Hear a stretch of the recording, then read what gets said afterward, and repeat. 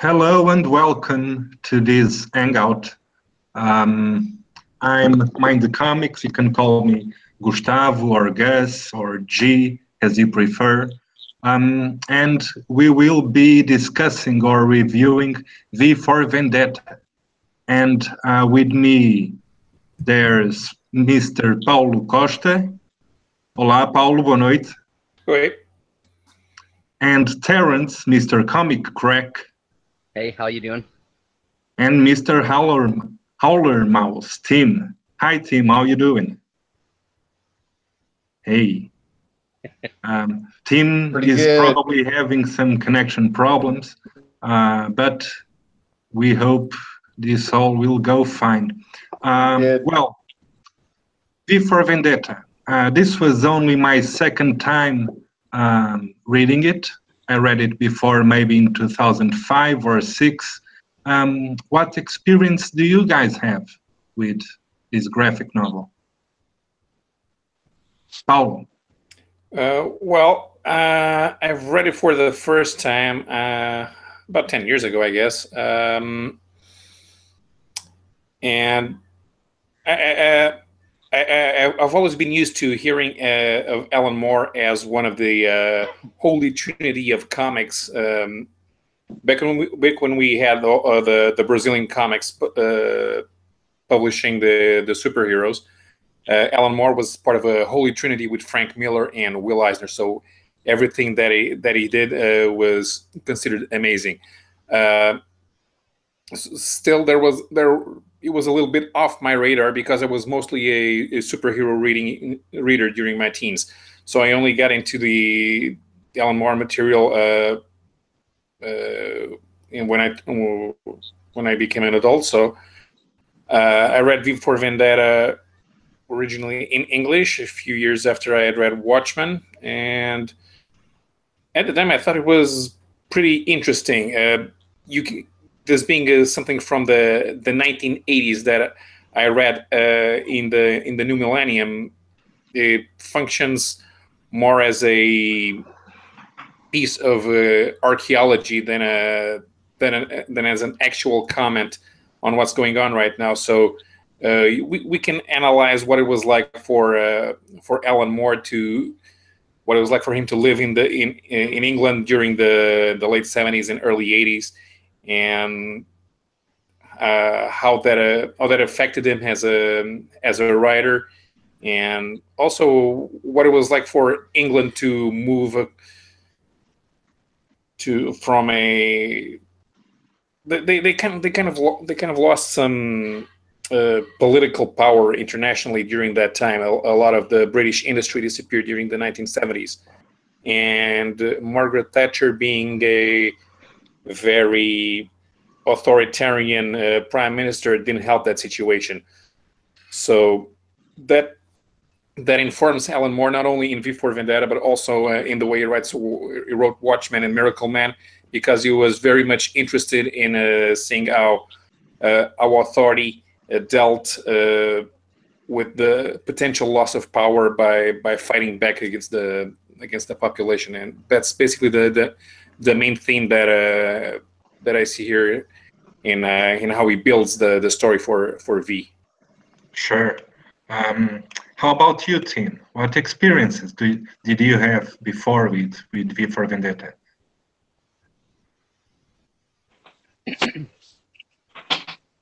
Hello, Howler? Yeah, can you hear me? Yeah.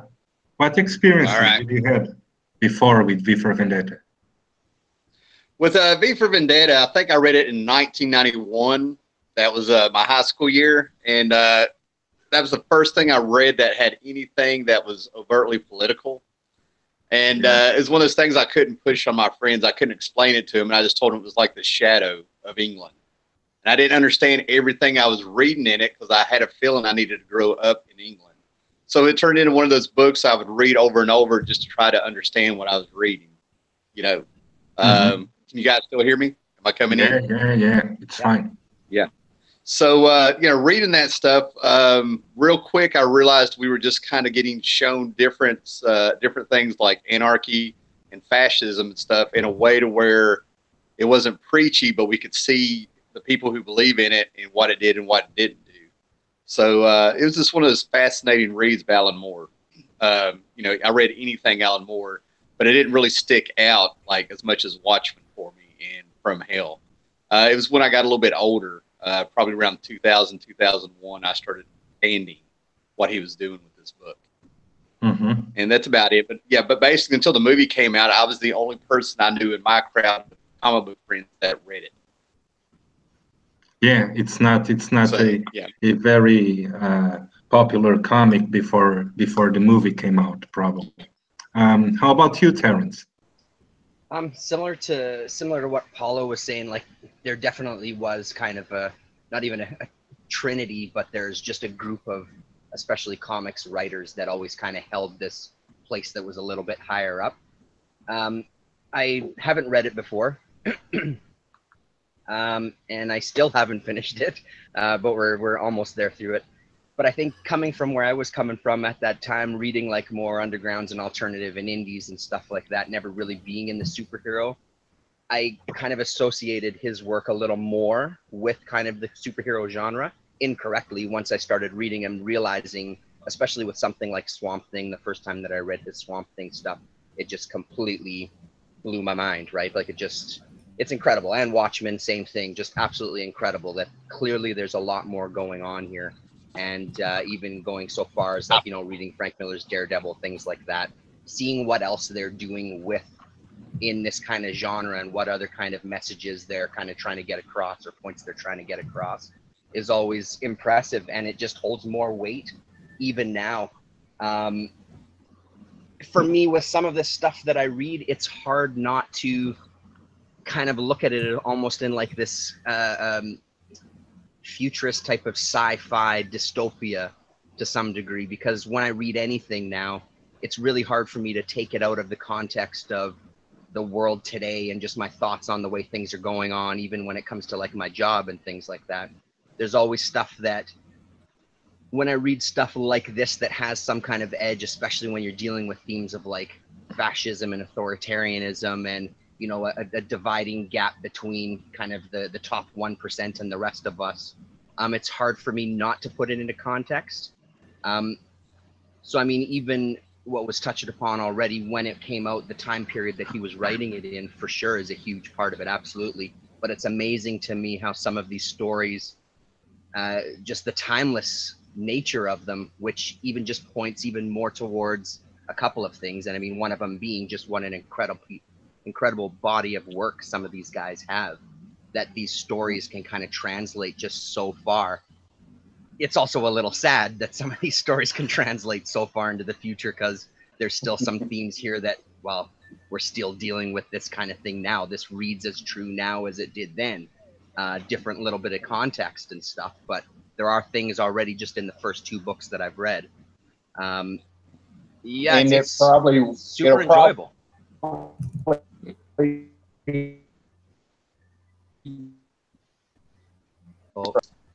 we lost you, Tim.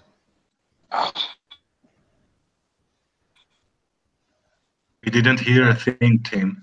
Yeah, try again, Tim. We can see you now. Just try again.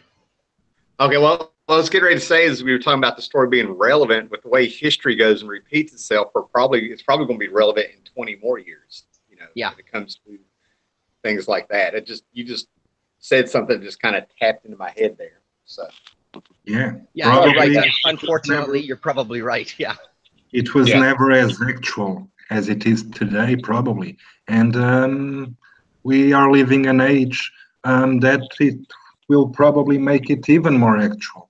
And you said it right, Tim. It's kind of sad, or at least it is a very dangerous path that we are probably following in the world today. But to get into the book, I will just make a very short publishing history, a summary of V for Vendetta. So it was first published in 1982, I think, in the British Warrior magazine. And the first chapters of V for Vendetta. V is made of 10 issues, and I think the first 5 or 6 were published in Warrior magazine, and then in 1985 Warrior was cancelled, and there was a period of time where it seemed kind of improbable that V for Vendetta would ever be concluded. But by then, Alan Moore had already made a big successes with Swamp Thing, and then in '86 with Watchmen. So DC Comics got to publish the old issues of V for Vendetta in 1998, I think. Now colored, because initially they were made in black and white, and then Moore and Lloyd concluded the series with some 5 or 6 new issues. And the book is made of, or the graphic novel is essentially made of 3 books. Any one of you guys can make a summary of what goes on in book 1? Well, book 1 to me is exposition. I mean, like any other story. And just let me know if you can't hear me, because it's showing that it's showing it's working for me. So if I keep going, yeah. So book 1 is, of course, the exposition. Okay, I kind of consider this a sci-fi tale, because he was dealing with social, political issues of the '80s, and more than getting by with a lot of stuff. And we get introduced to like just our characters, the world that's in there, and he's feeding really slow how there's been nuclear war around the world, but England is a fascist state. And he goes into like this little false history about why England was able to stay out of the nuclear war. So you kind of walk into this seeing a man and a woman. He just kind of spoon feeds you into realizing you're in a different world. And he's actually putting down a little hints here and there of things that when you read it twice, book 1 will be a lot more relevant stuff. We get introduced to V, who, V came out at a time when everybody was high on the Dark Phoenix saga and things like that. And then all of a sudden you're getting something you're just not quite sure what you're seeing. It's a 30 cult thing. It's just really good. So we're kind of introduced to what the world could be, and I can just imagine living in England with Margaret Thatcher there going, oh my God, this is what it could be. So it's just world building. Introducing you to V. Is he crazy? Is he not? Who's Evie? And back then, everybody figured you'd get an origin tale and get to know who V really is. And I think that might have been a hook on it, because this story really wasn't popular in the Warrior magazine. That's what's amazing about it. It's outlasted anything that was in Warrior, but it wasn't at the time. And we never get to see who V is. So there's certain things that hook that I can just imagine being mad if it didn't pay off. But story-wise, everything paid off. That's my take on book 1. Yeah. That world built by Alan Moore comes from the supposition that the conservative government in England would be replaced by the Labour Party, and that one of the things the Labour Party would do would be to force the retreat from all the United States nuclear weapons from Great Britain. And then the story progresses in a way that if a nuclear conflict would happen during the 80s, Britain would be spared, because it would have no nuclear weapons. And that's the start of the story. There was a nuclear cataclysm that probably erased most of the world, and Britain was spared. But then there are climatic consequences, etc. And so it's a very dark world with big economic problems, obviously. And yeah, go ahead.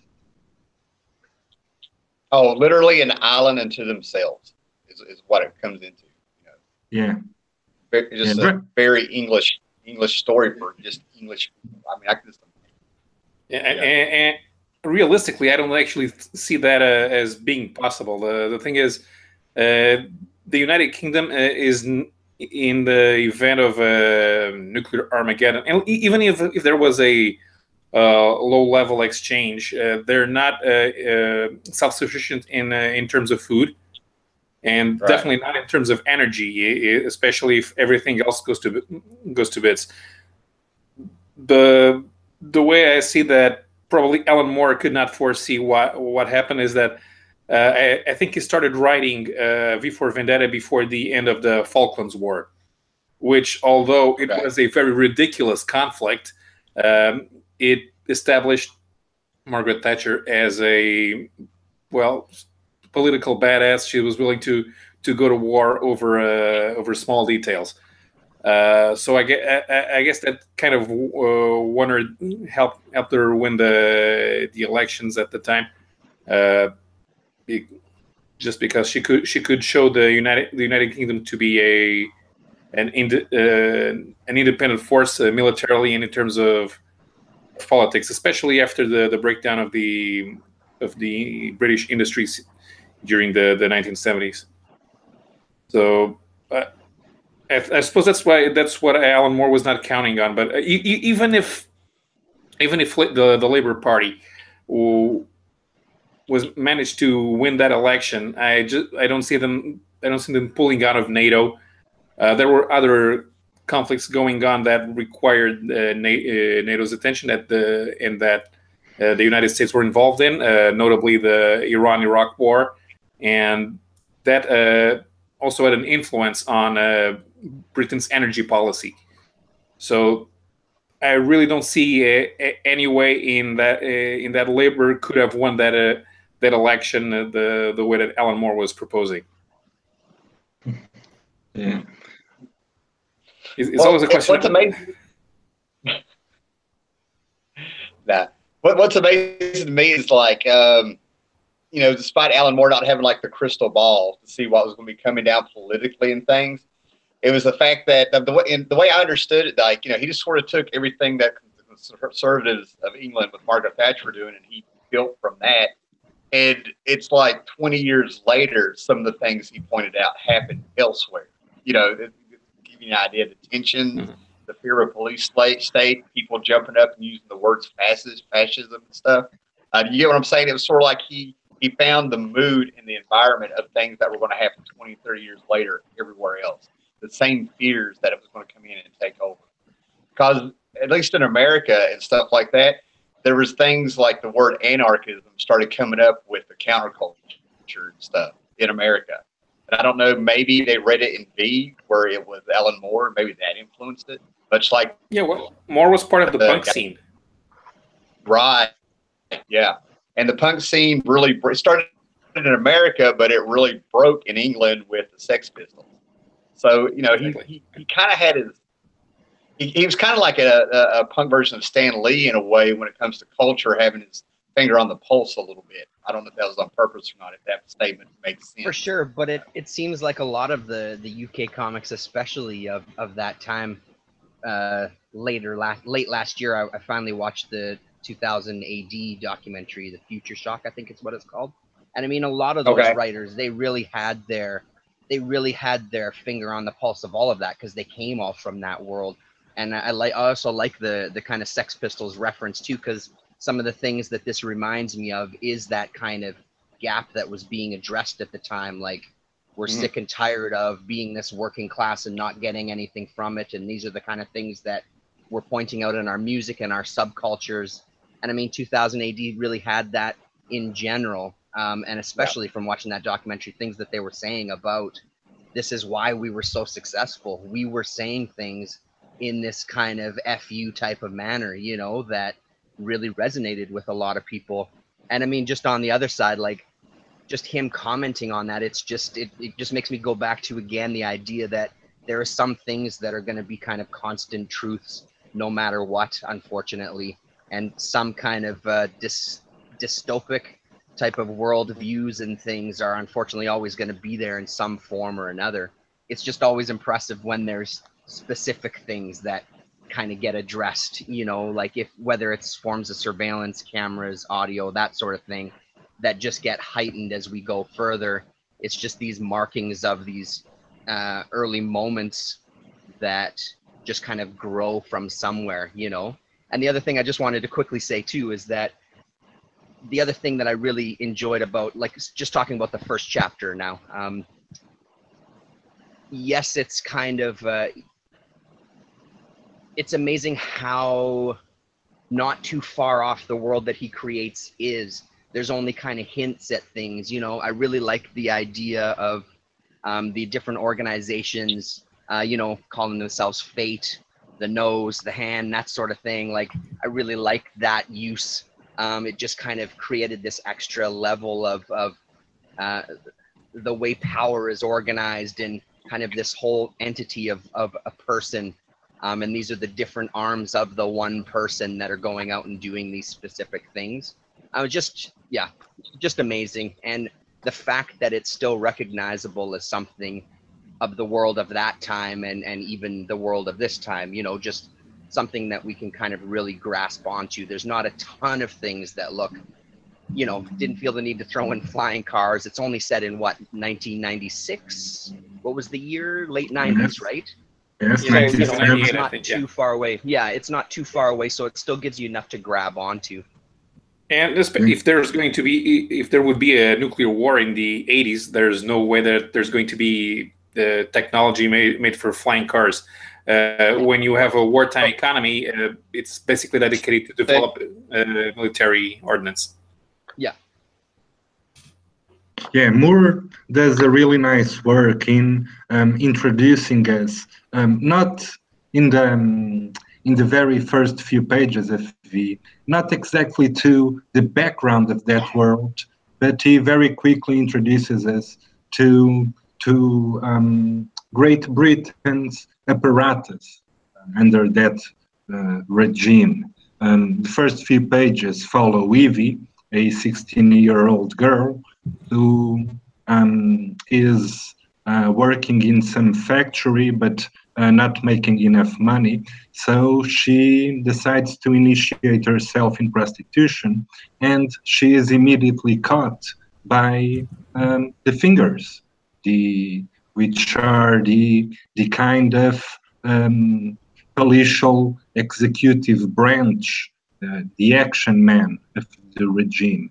And we are also very quickly introduced to the other organs of the regime, the mouth for propaganda, the eyes and the ears for intercepting communications, for gathering information, and then the nose for investigating crimes. And it's curious how being a work from the 1980s, the early 1980s, and the setting taking place in the late 90s, Moore was only a little bit off in terms of the technology needed for this kind of surveillance regime to take place. Because what we see is that after the internet, which actually started not far away from those years where Moore places the action. After the internet, although we do not live in a totalitarian regime, maybe all the branches exist also in our world, right? Never before was there so much amount of information, of data gathered on private citizens or whatever. And the propaganda is maybe more subtle nowadays than in V for Vendetta. But there certainly is an agenda, at least on the Western civilization, pushing that some kind of political message and in order to keep some kind of political status, right? Yeah, So definitely, it's very definitely on the mouth. I'd say that when you compare it to the current narrative of considering everything fake news, you definitely see the comparison between not having a distinction between news and propaganda, especially because when it comes to the big media groups, they've always been very close to the centers of power. So even if you replace the graphic novels fascist state with a corporatist structure, you get to the same spot. Well, story-wise, there's a character who believed in fascism with everything he had, and he was a doll collector. And V went in and got his dolls and burned them in front of him. And that was a big statement, the way I read it, interpreted that that's how they view people. They're nothing but soulless, mindless dolls that need to be told what to do and kept. He loved them, he took care of them, but he still viewed them as inanimate objects. You know, they're just something you take care of, and that's his job. Yeah, sure. So when but it comes I mean, to control, he treated the dolls with much more reverence than he did the human beings. Right, and that was another statement there. And it's all about controlling information and controlling the masses. He can control the dolls, you know. And that's one of those things where you can bring up a discussion about the symbolism there within the story, going back to what was said about the mouth and the organs controlling them and propaganda and doing all that stuff. That's the thing about V. It opens door. You know, he just kind of lays it out in front of you. Alan Moore lays this information out in front of you, and it can get you talking about it. You know, what did this mean? What are they doing? Is this how you control people? You know. Okay, there were a few. That's all I got. Yeah. You know, there were a few aspects. I know they're a little bit more on the small details that influenced the way the story was built. Because Moore and Lloyd had worked together on Doctor Who magazine. They did some stories for Doctor Who, and while Moore says in the text piece at the end of the graphic novel that it didn't recycle any ideas, that there was no mention of Doctor Who. I can see here on the first chapter of book 1, when V shows up to save Evie, I can visualize Tom Baker showing up in the police call box and startling all the Fingermen. I don't know if anyone else saw that possibility, because this type of visual setting would not be out of the ordinary for the Doctor Who series at the time. Well, that's interesting. I couldn't get away from seeing some of the Batman stuff, you know, especially when there's the panels where you're looking up at him jumping across the rooftops and stuff. And, you know, I just put that off. When I read stuff like this, I always put that off to a lot of people were referencing a lot of the more mainstream superhero books at the time anyway, as I think they do all throughout a certain style of comics. There's always that you can't really escape, you know, and it's almost like the next level of a certain character or of a darker superhero. Yeah. But I could see the Doctor Who thing. That makes sense what you said, though, for sure, yeah.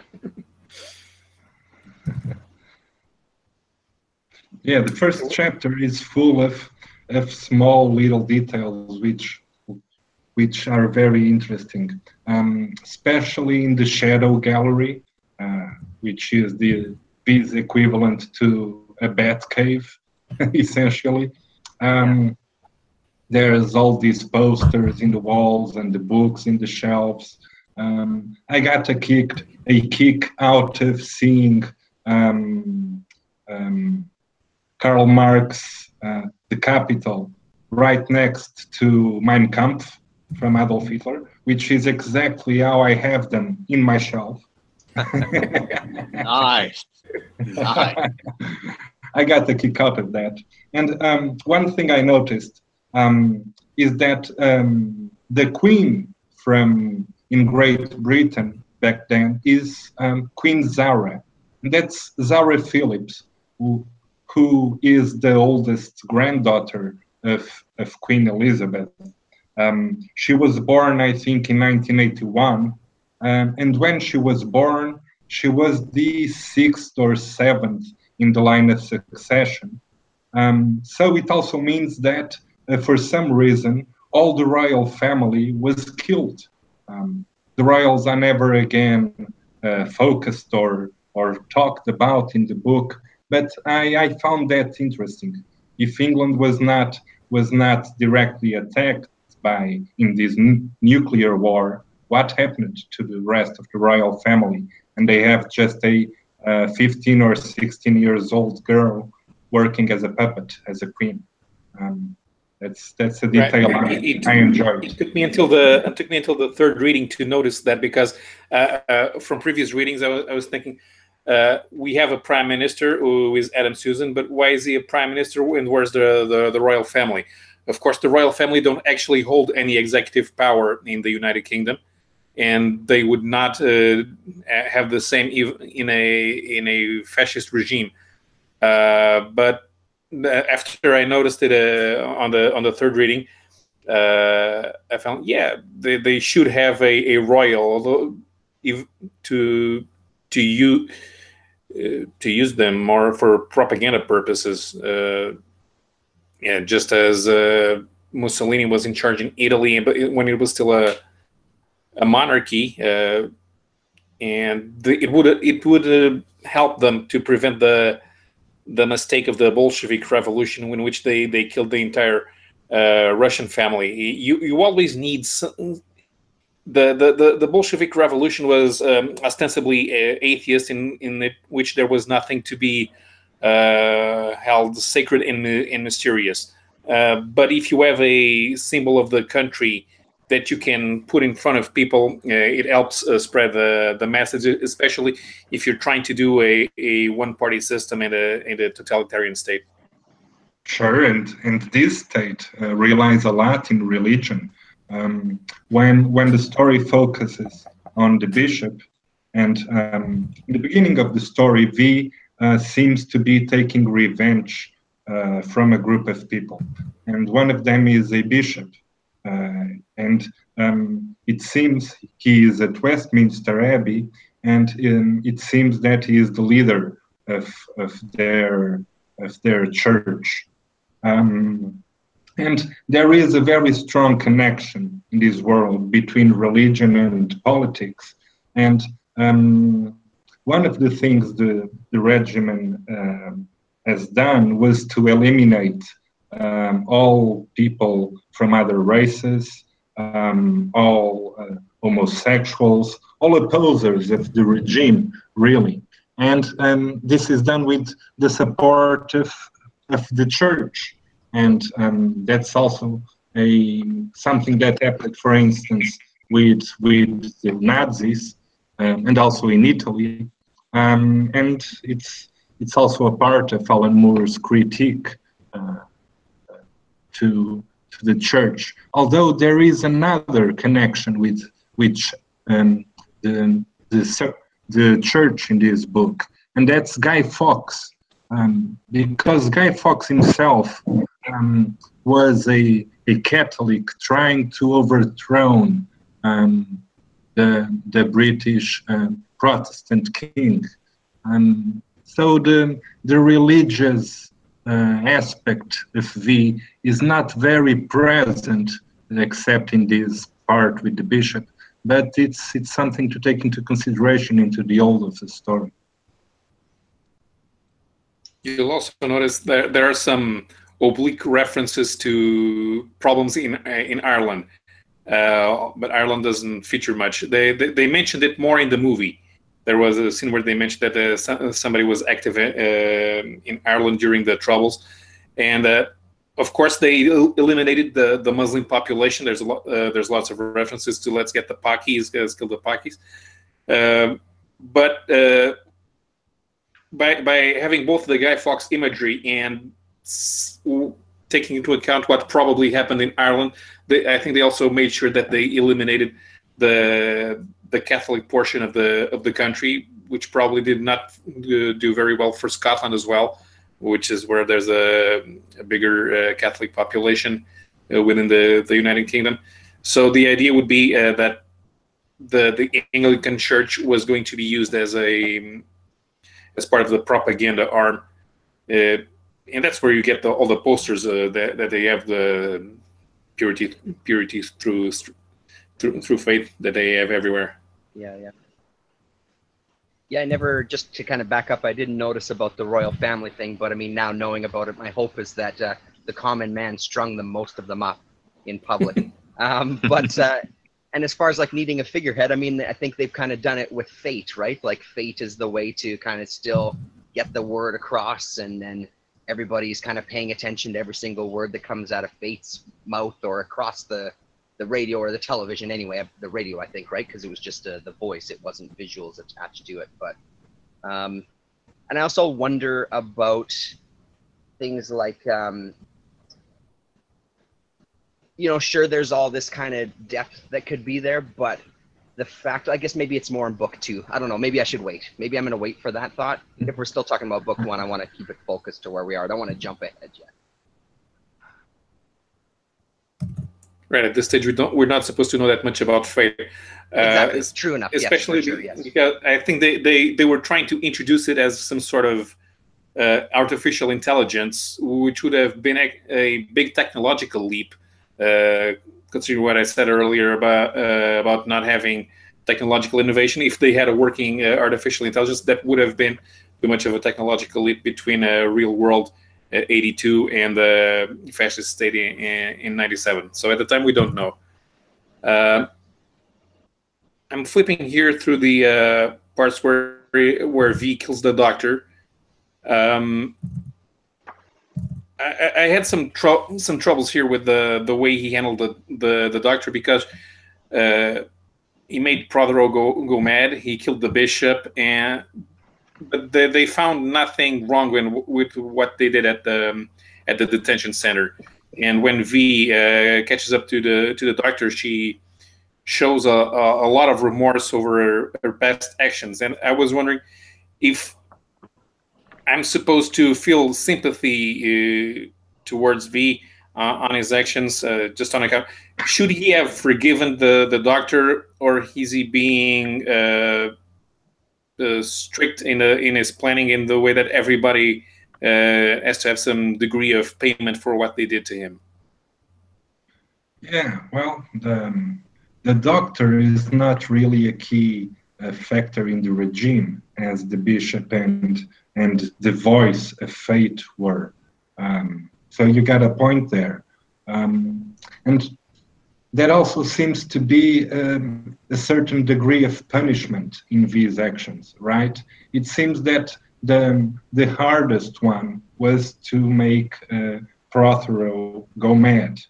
And then the Bishop was killed with venom, which was probably not a painless way to go. And the Doctor, at least, her dad is cleaner, and there is no suffering for her. But yes, you do have a point. Although the Doctor was directly responsible for what happened with V in the concentration camps, right? She was the person dealing with him more directly, and with the other inmates who all got killed. So yeah. But also in the scope of like a revenge, you know, you're gonna get revenge on something that's been done to you, or whatever the pretext is. Nobody's safe. You gotta complete it. And I think her guilt, I like the way it was handled, actually. I thought it was pretty impressive, just the way she kind of was accepting of it. And, you know, she relives that memory of like, I knew as soon as I saw you, backlit by the glow, that one day you were gonna come and get me. And she's been waiting for it, and in a way she's thankful for it, because she has all this remorse attached to it.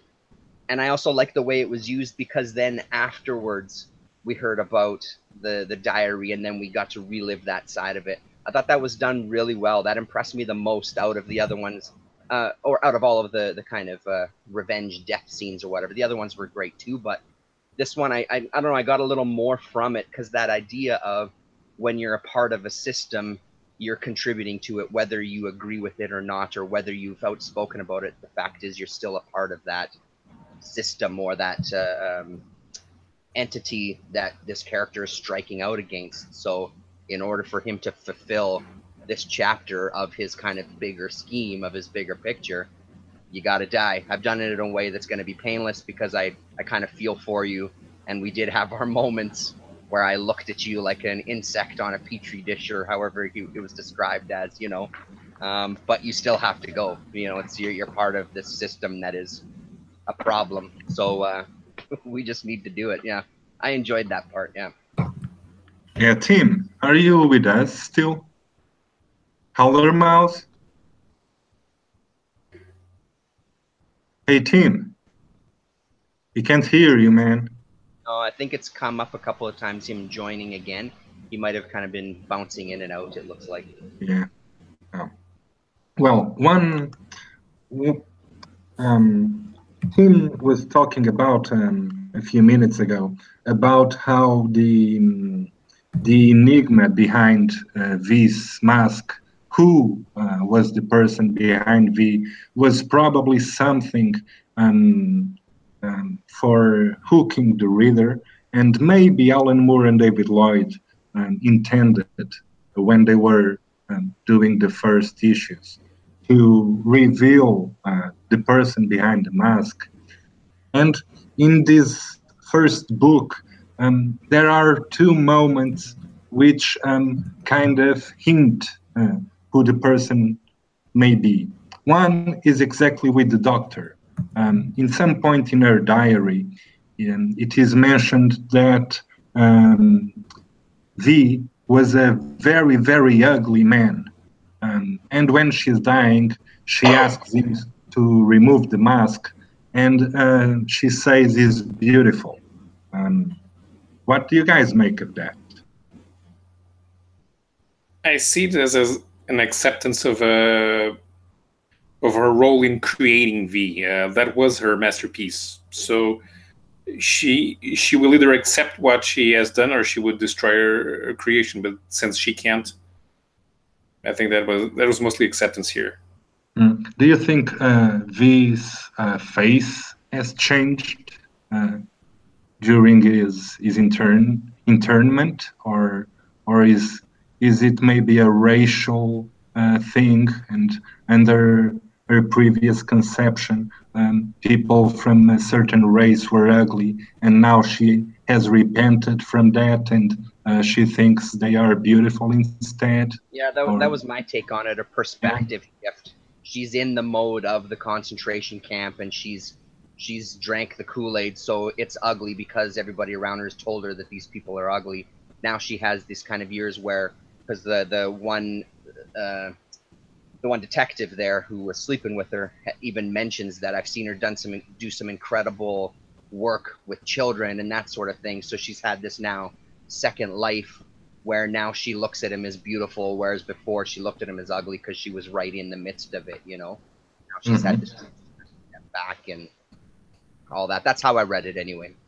And another thing in this first book, which I think is the most relevant part of the story to characterize the person behind V, happens when he destroys the justice statue on court, and he tells us that he was in love with justice and law, and it made me think that he was probably a man of the law, maybe a lawyer, a judge, a law professor, maybe playing some role in the early regime or before. But the most decisive thing I see about V, previous to his transformation, was his love of the law. Do you guys have any other hints about V's persona before becoming V? I really Honestly, don't know here. Sorry, go ahead.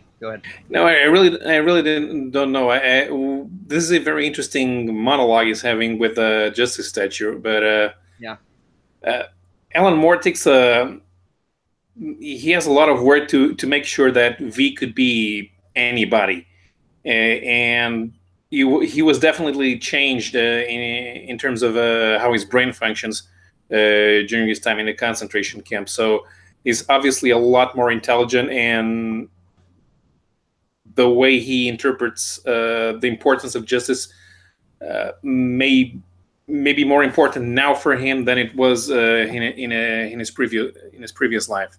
No, but I have to disagree there, because when in the later chapter, when it is revealed that V is in control of fate, there's the same kind of message. The leader took, or the regime took, the love of V's life from him, took justice, and now he's taking the leader's lover, fate, away also. There's a very precise connection between V's previous life and his love for justice. Maybe he was in the police force, I don't know, but that's I see that as a very key element to define the V persona before the mask. Could that be a perspective thing too, though, as far as like this love affair with justice, and then reaching a point where now I know how to use it as a tool? And again, some of this I'm obviously just top of my head because I haven't read through the whole thing, so forgive me for that. I do apologize, but that idea. Did you reach the part where V takes over a fate? No, I haven't. I just finished up to the end of book 2. So okay. After she's gone through no, they're totally fine. Like I said, do not worry about spoilers. Really, don't stray away from it. It's just up to the point that he's put Evie through the kind of camp or the prison herself and done that torture to her, and she's come out the other side kind of free or liberated, that sort of thing. That's where I just finished. That's where I just finished off. And funnily enough, just on that point quickly, somebody that I follow on Twitter just out of nowhere posted a "liberation only exists on the other side of suffering" tweet, which I thought was very appropriate after finishing that chapter. It seemed to really work. Unconnected, just random. But the idea of I never really honestly gave it much thought as to who he was. When I read guys like Alan Moore, I always kind of think of the characters as just representing an idea. For a moment early on, sure, I was kind of curious, but I was completely satisfied when we got the look in the diary and we got that history. I was completely satisfied with that. I don't care really, to be honest, who he is, because I see it as a representation of just ideals or a belief system that's kind of in this world combating these other belief systems, right, and manipulation and things like that. But again, maybe that'll change when I finish the whole book, right? That whole perspective may change. No, I think you're in the right way. Yeah. Yeah. There's one thing. I think that the people that would feel more betrayed by losing a sense of justice would be normal people. Normal people, we pay taxes. We expect society to function. So I can see V as just being an ordinary guy who sees himself being taken away by the government to be experimented on. Instead of the system working for him, it destroys him, and that's probably the biggest betrayal of all. When you trust the system, and instead of taking care of you, it kills you. That's how I see it. When normal people react to extraordinary circumstances, you have to do things that were completely against the fiber of what you're being used to be. And then also put on a mask, wear a cape, write music, live in a playhouse. Yeah. So now you're all a part of this whole kind of facade that everything is, right? Yeah. Yeah. Another very actual point on the story is the terrorism side. Was V a hero, a terrorist, both? What do you think of that? there's a lot of mentions when he says the sentence, the land of do as you please. Anarchy is very much a utopian ideal, in the sense that it requires every member of society to be extremely responsible for the functioning of all the systems. And humans are naturally predisposed to, even though we are social beings, our first reaction is for self-preservation and to find first comfort for oneself, and after that you may think about other people. Sure. So I really don't see the notion of hero works if other people are looking for somebody to lead them. And what V is trying to do is making sure that there are no leaders. Everybody must understand the role that they play in society, and if somebody deviates from that society, it will not work. On an authoritarian regime, the leaders will, of course, understand that it's not going to work, and the people will have to be compelled by law and fear of legal retribution, that they will have to comply in order to make society work. In anarchy, this is of course a very fragile system that V is trying to create, and probably will not work. As we get to especially when you see the last pages of the graphic novel, the survivors, all the survivors of the story are naturally gravitating into roles that are trying to make sure that there's a functioning society in a familiar mold. Mm-hmm. What's your take on anarchy and terrorism and heroism, Terence? Every time I'm reading a comic book, my take is that we're always supposed to identify with the main character, right? And the playing with that main character and how he or she sees the world, and our relationship with that person, I find always entertaining. So I don't know if I've come to a decision on that yet, to be totally honest. There's parts of me that definitely I identify with the idea of, like, you know what? It's not all working. Screw it. I'm going to take control. That means that there's people that are going to get hurt, people that are going to get saved. You know what I mean?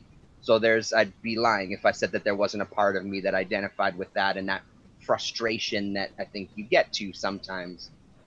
Again, when I relate it back to what I do for a living, I can see it sometimes, right? But then that idea of that he does seem to be striving for something good, which hasn't been revealed to me fully yet. So I do sort of see him as kind of this fighting the good fight. Is he doing it in kind of the comic book type of way? No, but yeah, I guess I haven't totally decided which side of it he's on. I just find it fascinating to watch him go through it and see where it's going to lead me to. Mm-hmm. And the book 3 will be also fundamental on that. Yeah, for sure. Yeah, absolutely. Yeah. Sure. What about you? I think V is until a certain part of the book is definitely a leader, or a hero to the common man in Britain. He is leading this revolution taking place. He is not intending to lead a new regime, a new anarchic world, but he is working as an hero to some point of the story. But obviously, it depends on the perspective, because for the regime, he is obviously a terrorist. And having a terrorist as the main character in in a graphic novel and making the reader identify himself with someone who can be considered a terrorist is also quite innovative, at least in these early 1980s, and very pertinent still today. Even today, there is no consolidated legal worldwide definition of terrorism. The classic one says that every act of war practiced not under a sovereign state is an act of terrorism. So the difference between terrorism and resistance for the law in a big part depends of having a sovereign state behind the act. For instance, Star Wars are the resistance and the Jedi's, etc. Terrorists or not, and maybe they are, or under our view of terrorism, they would be. It depends on the perspective, evidently. For sure, and if you're part of the status quo and there's somebody that's challenging it, for sure you would see them as a terrorist, right? Because they're coming after you and your ideals and the world that you've built and what you're trying to do, you know what I mean? So you're against me, so that means that fill in the blanks, right? And yeah, sure. And anarchy, in fact, anarchy is a very utopic concept. For sure it is. And one of the reasons for that is that it is a voluntary, there's the need to voluntarily accept anarchy. No one can be forced into it. And there is also no law enforcement. And that's probably the most utopic part, because if someone gets out of the line of anarchic order, the only way to reestablish it will be by enforcing it not lawfully, and you will fall again in the law of jungle, in the law of the strongest, in the law of the brutest. So is V really taking these people, this country, into a better state than they are right now? There is order, at least, and anarchy will obviously need a lot of chaos to then rebuild. But is there any chance of rebuilding positively? Right? Yeah, I mean, and even that idea of when somebody gets out of line, you have to deal with them, and sometimes that might be not in the most lawful way. I mean, you could say that about any kind of political system. There are things that go on where things aren't kind of dealt with in the most humane way. People just deal with things. So, I mean, for me, the whole thing with anarchy is this whole, I'm sick of playing the game. Screw the game. There's no more game. Everything's done. There's no rules. Do whatever the hell you want. Don't even care. You know what I mean? It's almost this, I throw my hands up in the air and give up. And I don't really see him as that. I see him as he's on a specific path.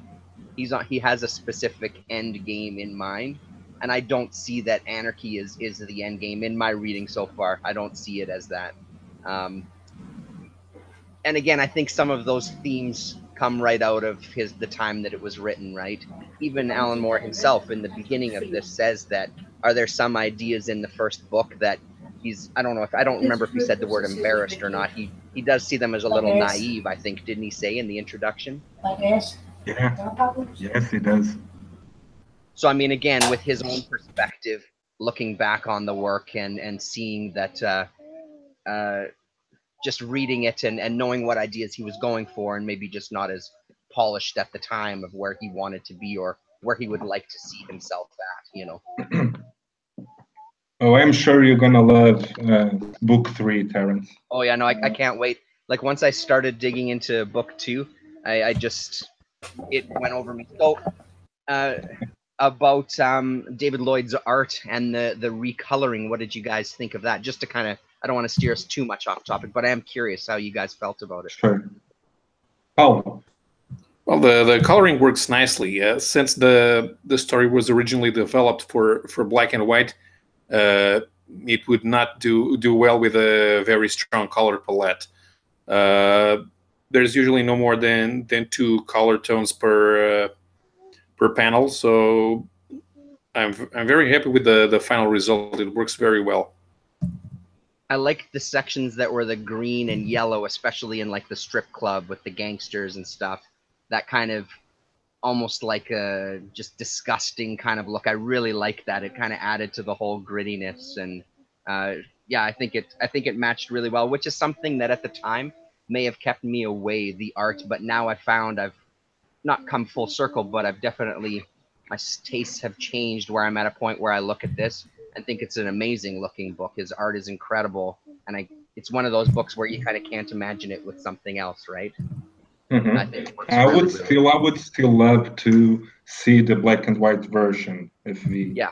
And I would especially love to see it in a larger format. It was originally published in Warrior in a bigger than comic format, in a magazine, a big magazine format, and the size reduction is noticeable. Sometimes it's a little bit hard to. The art is great. David Lloyd's ability is almost too good to be true, really. It's almost photographic. And I wonder how much photo reference David Lloyd had, especially considering it's the early 80s and there's no digital cameras, and having photo reference was not as easy as it is today, obviously. Yeah. But he was complaining at the text piece at the end that he was doing Night Raven for Marvel UK before this, and he was complaining that I don't want to have to hunt for reference for another 1939 model Packard. So this being essentially contemporary, I think he's looking. If he's using references, he's drawing a lot from memory. Mm-hmm. But it's amazing because anatomically it's absolutely perfect. The clothing, the garment of the characters is marvelous. The drape, the fit, everything is meticulously perfect. And the only problem I have with it is really the reduced format. I think it suffers a lot from that. But David Lloyd's talents are unbelievable, really. There's an absolute edition, isn't there? Yes, there is. Yes, there is. Should probably get that one. I'm looking here right now at the pages and where V is dancing with Evie in the Shadow Gallery in the first chapter from book 2.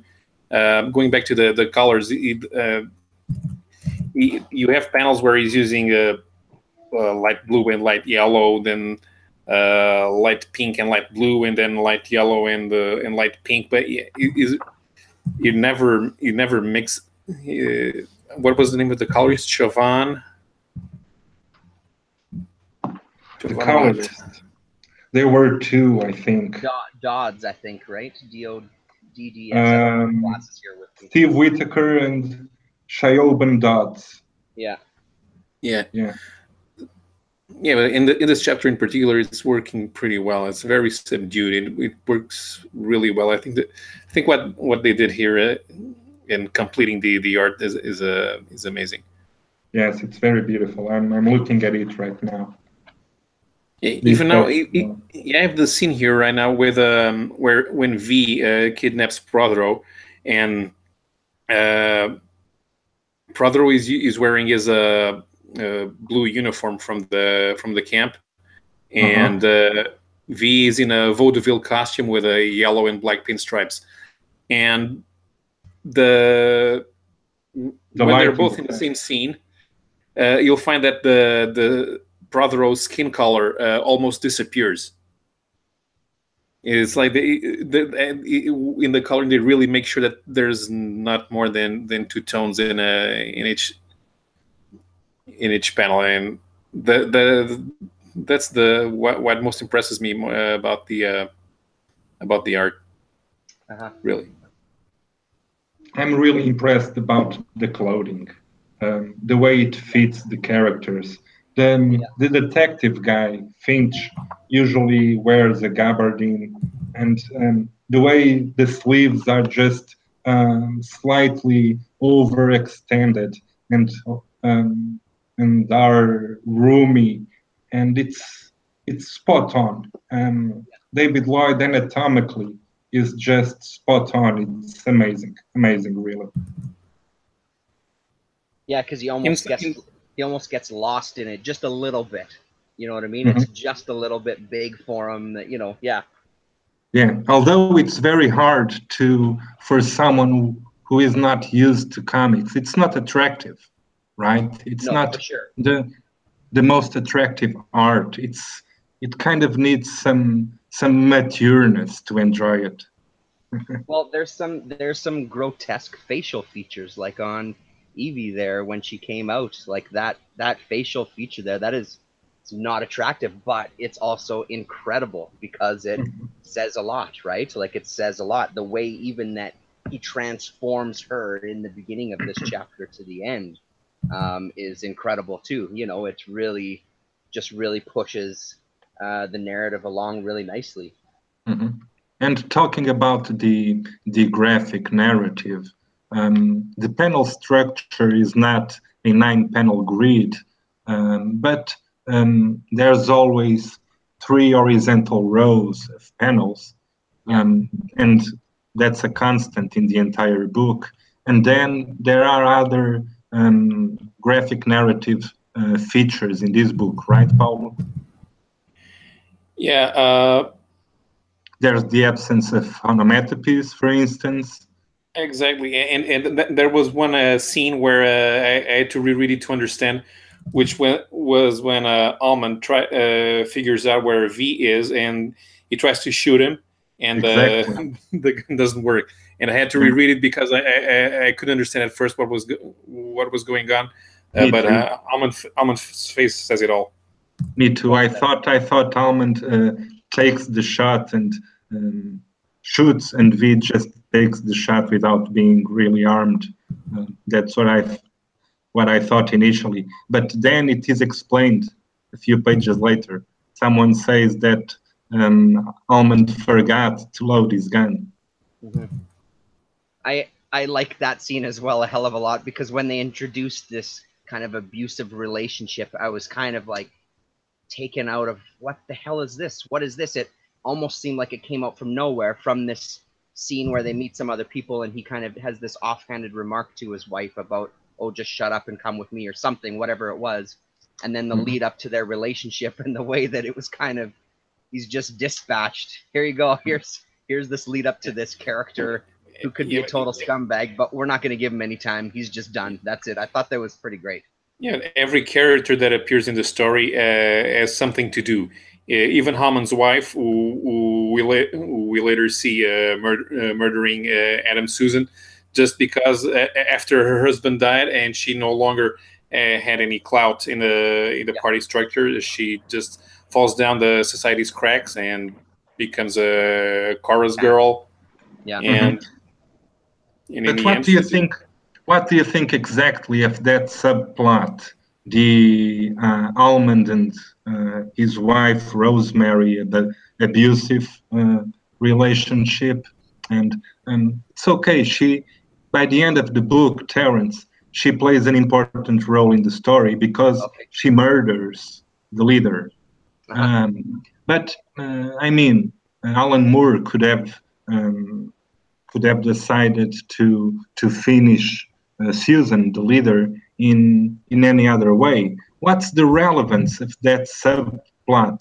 What is he trying to demonstrate? And I didn't think it was very credible that the widow of one of the prominent men in the regime would be left with no support I kind of found that inconsistent with the nature of a regime. I don't know. Well, he does call her from the he spots her in the parade and has her brought over because she kind of recognizes her, and that's how she gets up. I don't think that they were expecting her to kill him.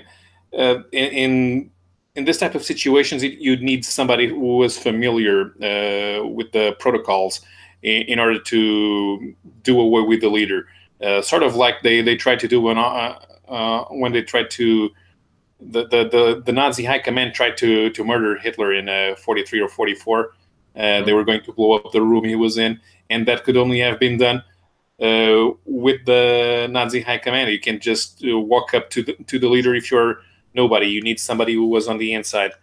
And the fact that what they failed to do was understand what had happened to her after her husband, who was a very important man on the structure of the government structure. They failed to keep up on what she was doing. Mm-hmm. Anything, Terrence? Nothing, because I haven't read the end of it. So I mean, obviously, I don't see the whole arc. Yeah, that's in part 3. Yeah, just on the idea of that kind of class structure. Like I said, it kind of took me by surprise. And sometimes with stuff like that, I admit that sometimes I find those kind of scenarios and setups to be falling back on like little tropes and kind of stereotypes, and we're just going to create this because we eventually want to get to this point. Let's just throw this in here. I never really thought about it like you were saying about the whole structure, and then she's kind of left on her own. It kind of reads as possibly the way it would be based on the little kind of views we get into that kind of society there, where people don't generally like each other. There's a lot of kind of false platitudes given to people, and people just kind of put on these faces of, we're in this society together and we're going to acknowledge each other, but we really don't care about you. We're about our own thing over here. You're about yours over there. And now your woman, who we never really saw anyway because you kept her locked up in the house or whatever, is on her own. So too bad for her. Don't even care. You know what I mean? It sort of fit in. It didn't stand out like a sore thumb to me. It's interesting to know that she gets used to a greater extent later. I'm looking forward to it. I wanted to talk a little bit about Finch because Finch is actually my favorite character in the whole story, and he's probably the government member would spend more time inside his head, and he's very unlike the other members. The leader Susan, he thinks that he's doing God's work. It's his destiny to rule the country because somebody has to do it, and it might as well be him. The other people are more opportunists, and they take advantage of their place in the structure. Finch is a pragmatist, and he explains it to us when he goes to the internment camp.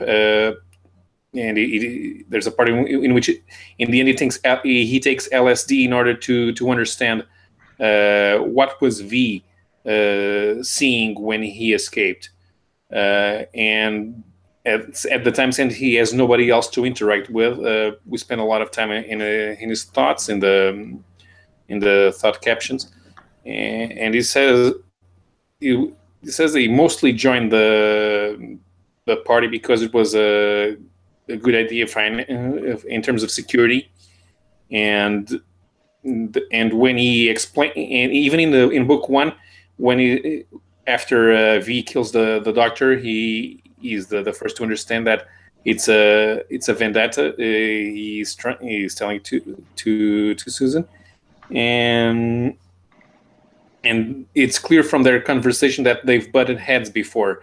In the end, Finch would probably be the best thing that could happen to the United Kingdom at this stage, because he would probably understand the need for a more liberal government if the opportunity arose. But since he's also very good at his job, I don't think he sees himself as more than the chief of police, and is quite happy doing what he's doing and being the best at his job.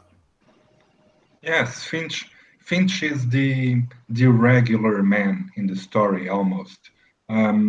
He is a man of order, and we are not shown what kind of chaos the country was before this new regime took over.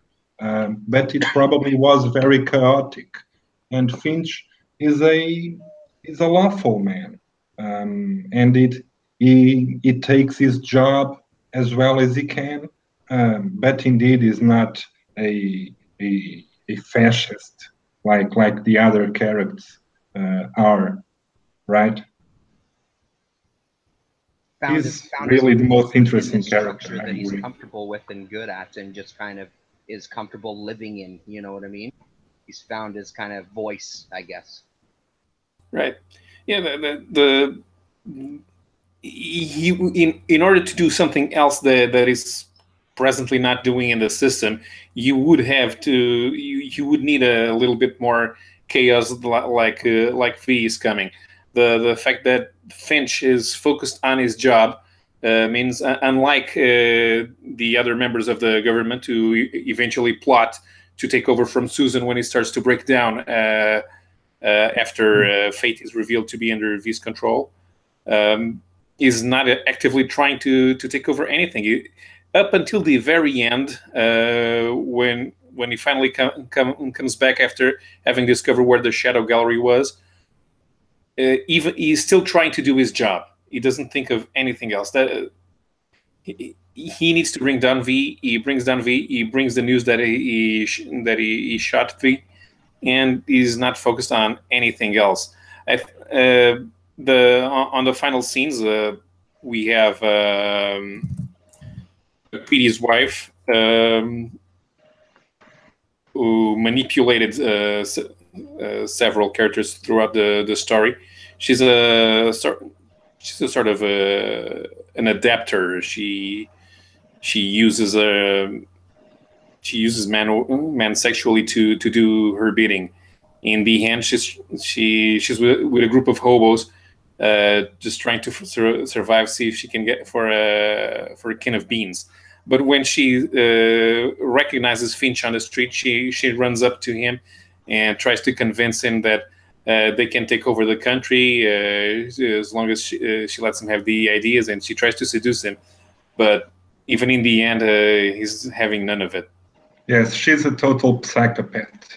Ellen is the biggest psychopath in the story, really, and she would be the most fittest to run another kind of terrifying regime. She's terrifying.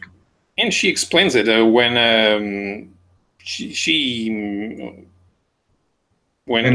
Irish guy. Yeah, with the Scottish gangster. Yeah, even then she says, "I'm going to be like Eva Peron." Yes, exactly.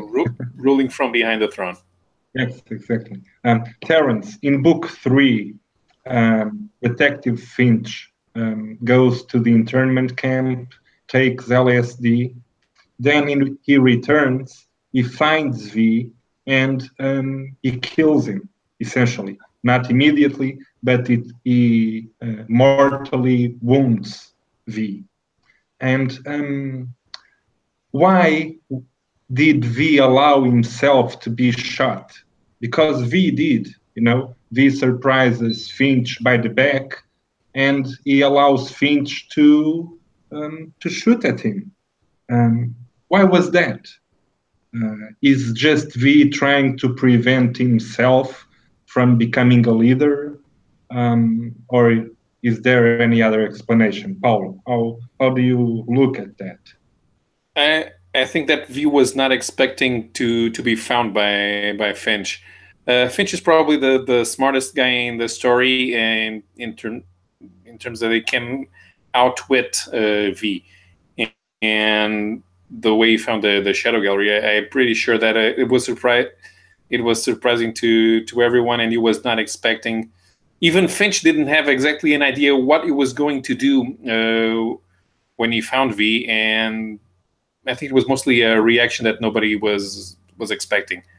He didn't exactly found the shadow gallery. It was the subway line. Right, and he was still under the effect of LSD. He saw the right, V motif in the metro side, in the subway station, where it was broken and it looked like a V, and he saw it in the shadow. But V surprises him on the world, and then found all the answers that he needed. I love it. Yeah. Alan Moore, right? Yeah, exactly. Yeah, exactly. Yeah. And in the next 5 or 10 years after the book, Detective Finch is a wizard now. Exactly. But when V meets Finch, V surprises Finch by the back. He could do whatever he wanted. He could go away. He could kill or dominate Finch, and he doesn't. He just calls for him and allows Finch to shoot him. For me, it was almost like a suicide. It was kind of clear that V wanted to die. And because he says his farewells to Evie before, and he gives Evie his will, and he knows his own end is near. I was very puzzled by that. I don't know if V was under any kind of physical stress because of the experiments, but for me, it seemed almost like a suicide, his meeting with Finch. The thing, the way since I see Finch as the smartest guy in the series, maybe V saw that as well. Especially when he gets to me and says, "You can't kill me. I'm an idea, and you can't kill an idea." Ideas are bulletproof. Ideas are bulletproof, and he needs to not be there in order to fully become realized as an idea. Because after that, especially after he tells somebody, "I killed V," and V shows up again to tell the people, "This is the land of do what you will." So, and they took it a step further in the movie when everybody uses the Guy Fawkes mask. But here, you also find parallels because of the movie, the anonymous movement on the internet. They use the modern notion of memetics to call the idea the meme generators, the pictures with little phrases on them that get spread across the internet. And in the 1980s, memetics was still not a thing, but V is already understanding that he can't be just a person in order to spread an idea. He must become the idea itself. Mm-hmm. Yeah, right. So I don't know how much he planned, because I don't think he was planning on getting shot. I imagine that he would blow himself up. Yeah, maybe I think you were right that there's a possibility that physically he is not as strong as he was in the beginning, because if he was changed on the internment camp by becoming faster and smarter and more resilient and stronger, he is going to use up a lot more energy that the human body is not used to using it in that format. So his cells are going to age faster, and they're probably even going to break down instead of simply aging into a normal process. So he's probably going to die of some sort of organ failure.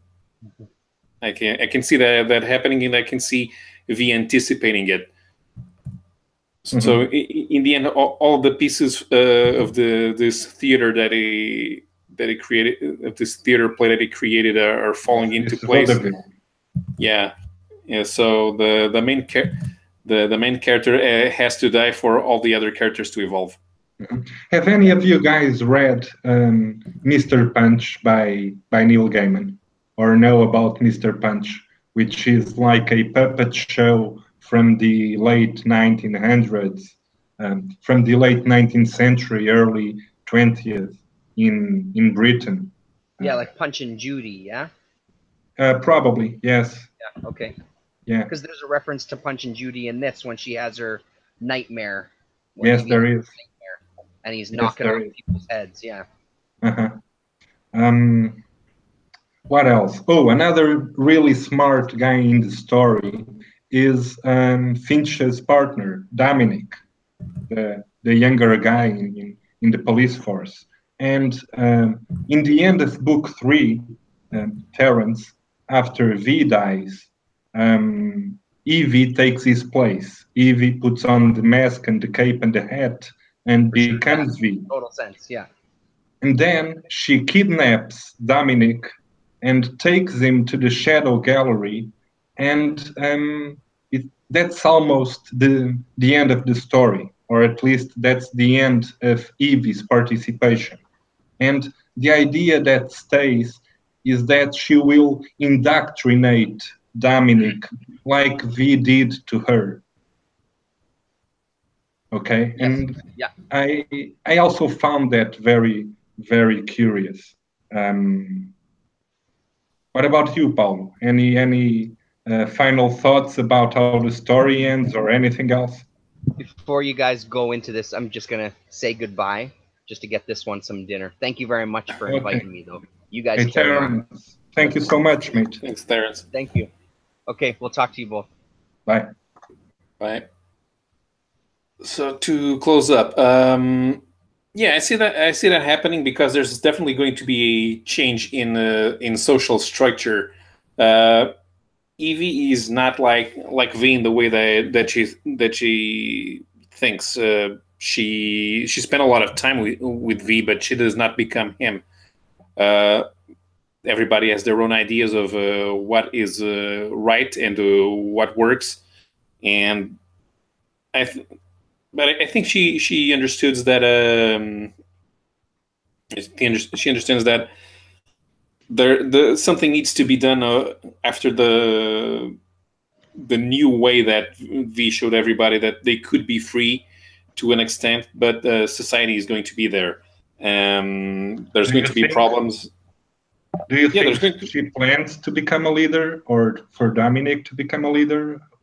Why would she take Dominic to be the next V, which is what I get from those last pages? I'm not sure I'm not sure he's going to become a V. I really don't. The story is open-ended in the sense that obviously nobody lives happily ever after. You can't live happily ever after in a fascist Britain, but I see maybe here a potential, the potential for a relationship like a gentleman thief and a police inspector. Oh, really? There's definitely going to be changes in the social order, and with Finch effectively retiring after what is seen, trying to think like V. Dominic is already very well trained, and I'm pretty sure that Finch tried to select. She is taking out the last possible heir of the regime, maybe. Yeah, but instead of killing him, it's a lot better to try to influence his way of thinking. Everybody else is dead or out of the way. As the acting leader of the Nose, Dominic is also effectively the number one in the structure, sure. The government structure. So I don't know exactly what he would think of doing. Imagine that you're the sub-commissioner of police, and by virtue of every member of government being killed, you become the acting prime minister. Yeah, sure. You don't have any specific plans on what you're going to do, so you're probably very easy to influence at this stage. Mm-hmm. What about Evie's indoctrination? Just a week ago or so, I was reading some text about V, and there was a controversy about how sadist or full of elements of sadomasochism Evie's indoctrination was, or Evie's relationship with V was. Did you felt it at any point that V went too far in Evie's education? I don't think that V thought it was going too far. V, and I'm not even sure that when he saves Evie, there are two chapters and that were added to after the story, which were published in a Warrior, but they're not important to the story. And in one of those, he basically goes and he saves a guy that was being interrogated by the police. So it's possible that he did that every once in a while. He saved somebody who was in trouble, but he probably was not planning initially on doing something with Evie. The situation presented itself in which it could mold her into continuing the idea that V was. But in order to do that, the way V thinks is that there's no need for a leadership structure. So he is not indoctrinating Evie into becoming his follower. She, at that stage, she has the choice of leaving him, and she decides to stay. She helps him building the Viking funeral pyre that's going to be done with the subway car, and when he dies, she understands that she has to become him.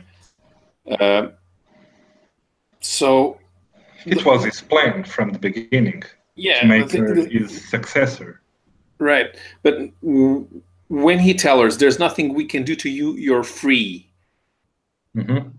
She doesn't have to do anything she doesn't want to. She understands that at that stage, she is ready to enter the land of do as you please, because she is in full control of her life. She has nothing to hold her back. So she realizes she's free only if that fascist regime falls.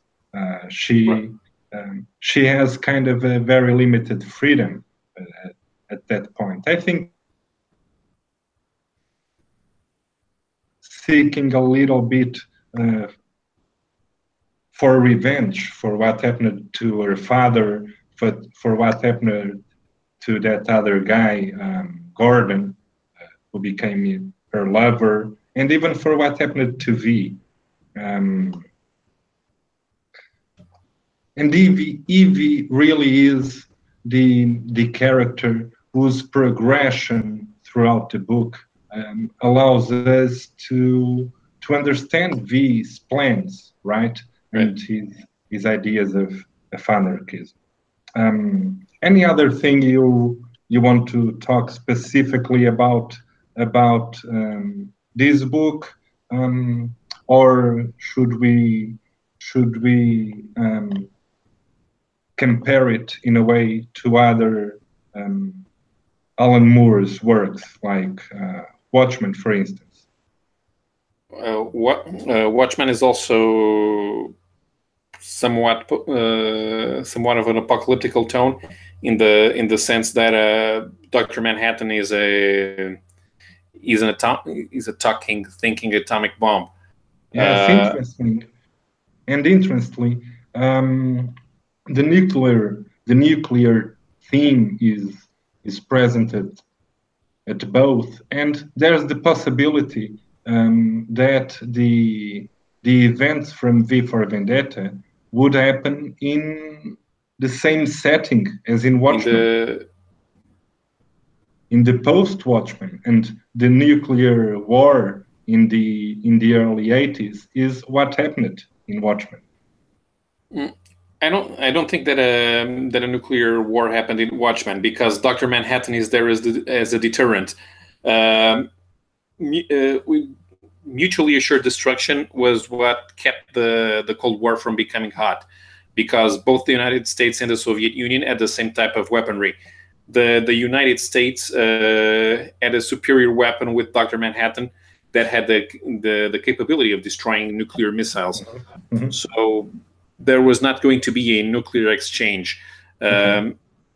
What forces the Soviets to attack in Watchmen is when the United States confirms that Dr. Manhattan has left the planet. Yeah. So that's when they see, when the Soviets see a vulnerability that they can exploit. What these stories have in common, and it's also in Miracle Man when he goes to the United Nations and he says, "I took all your nuclear missiles away and I dumped them in the sun," and they say, "What?" And then they say, "Who gives you who allowed you to do that?" And allow all of this as a theme that was typical to the English-speaking world, in the sense that the United Kingdom is culturally closer to the United States than to continental Europe. That there was going to be the fear of a nuclear exchange with the Soviet Union. In V, it happens because it's the normal world. There are no superheroes. In Watchmen, it doesn't happen because there's Dr. Manhattan. Mm-hmm. And even Miracle Man starts in 1982. Miracle Man, but when Mickey wakes up and he says Kimota again and he becomes Miracle Man, he prevents any sort of a nuclear exchange from happening, because now the deterrent presents itself, but instead of being in the United States, is in the United Kingdom. Mm-hmm. All of this is part of a general fear that the British and the Americans had in general, and Alan Moore in particular, that there was going to be a nuclear war. Mm-hmm. Although ultimately events during the 1980s proved that was not going to happen. Ultimately, not because of what the United States did, but because Yuri Andropov and Mikhail Gorbachev, they understood that the Soviet regime was not capable of competing on a direct path with the United States, and Glasnost and Perestroika, they opened the way for the West to understand how the Soviet Union functioned. Mm-hmm. So I don't think that Alan Moore was ready to understand that was coming, and that's why he insists very much on the possibility of a nuclear exchange in all of his 1980s works. Mm-hmm. And which one do you prefer, or how much do you prefer Watchmen comparing to V? Watchmen has the advantage that every superhero, everybody who grew up reading superheroes can appreciate it as the ultimate superhero story, with the difference that it has ultimate consequences, which was something that you did not have in the regular Marvel and DC universes. It's what happens when you try to bring superheroes into the real world. Mm-hmm. And most probably Watchmen, in terms of graphic narrative and the use of comics in a medium, really marks a high point in Watchmen. Things could not be reproduced in any other medium as well as in comics. And probably V for Vendetta could be almost as effective as a regular novel as it is as a comic book, right? Probably, yeah. There's a lot of visual trickery in Watchmen that you can't translate into another medium quite as easily.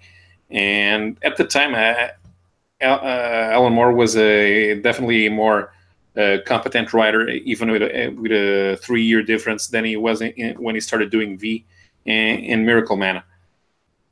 He also had the advantage of working within the framework of a shared universe with Swamp Thing, and he was more than ready to work with a group of characters in a way that he was not doing with either V or Miracle Man.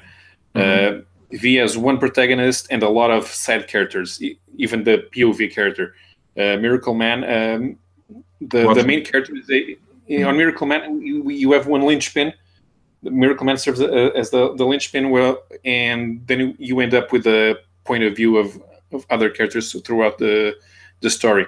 In Watchmen, you can see the entire universe unfolding, with each character important on their own in a way that the other ones didn't. So it's more rewarding as a read because you have a lot of people to root for. I read Miracle Man maybe 1 or 2 years ago, and although it was written about the same time V was, the writing in V is much better for me. It's much more concise, and I don't really enjoyed the writing in Miracle Man, although it is full of great ideas. It happens because the writing itself is a little rougher. Having the same artist throughout helps. He always has David Lloyd for V for Vendetta, and there are several changes in the Miracle Man. First Gary Leach, then Alan Davis, then the story's interrupted, and he goes to Eclipse Comics, and then there's Chuck Beckham and John Total Bennett. And while each one of them is a good artist on his own, it fails to create the visual connection that is needed for a story like this. And he was lucky to always be able to work with Lloyd on V and with Dave Gibbons on Watchmen. Another thing I enjoyed in this reread of V was the presence of elements that we can see in almost every Alan Moore comic. And for instance, there's voyeurism, which is present in V for Vendetta with the character who leads the Eye, Conrad, whose wife Ellen calls him a voyeur several times, and he is in fact kind of a non-action man, much more of a watcher than anything else. But there are also elements of voyeurism in Watchmen. I remember at least one character who is also openly called a voyeur, which is the original Silk Spectre's agent. Do you remember that? And that's one of the elements Alan Moore is very recurrent in his works, as well as sadism. In Miracle Man, you have it when Garganza is watching their dreams when they're still connected to the machine. Exactly. And they introduce there are these sexual related fetishes which are very recurrent in Moore's work. And I've never read Lost Girls. Did you? No, I kind of have a problem with the subject matter. More recent, I thought that the whole of the America's Best Comics line had a lot more interesting ideas to explore, especially League of Extraordinary Gentlemen. I have a weakness for comics full of Easter eggs, and the League is definitely that. At that time it came out, I had also discovered a group of fictioneers who were inspired by a couple of works by Philip Jose Farmer, and they're the Wold Newton Universe Society. They're based on an idea that Farmer had, in which all of the characters from classic literature Yeah, they're all part of the cinema universe, and the League is definitely an expression of that. There's a lot of, and Planetary also functions with Warren Ellis. That one I liked a lot. Even on the three main titles, my favorite ended up being Tom Strong instead. Everybody said that they preferred Promethea, and I understand that Promethea has the more offbeat ideas to explore, while Tom Strong is mostly familiar. I've never read Tom Strong. Yeah, I prefer Tom Strong also because it's familiar, because it tries to go to the origins of the superhero genre as an evolution of the adventure genre from pulp stories. And there's a lot of stuff that comic book fans are going to recognize that they're going to call riffs on the Fantastic Four, on the X-Men, but that they definitely came before. They came from Robert T. Howard stories, from Edgar Rice Burroughs stories, and you'll find them in Tom Strong.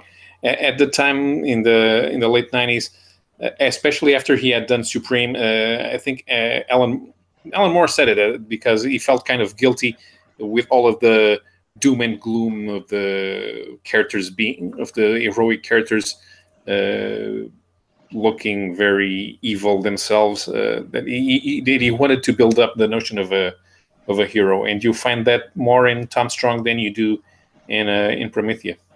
Everybody wanted to do Watchmen after Watchmen was done. Right? Yeah, right. the thing is, I think the only one who properly understood what was being done at the time it was Pat Mills and Kevin O'Neill with martial law, because they pushed the idea of superheroes as inherently violent and inherently sexual.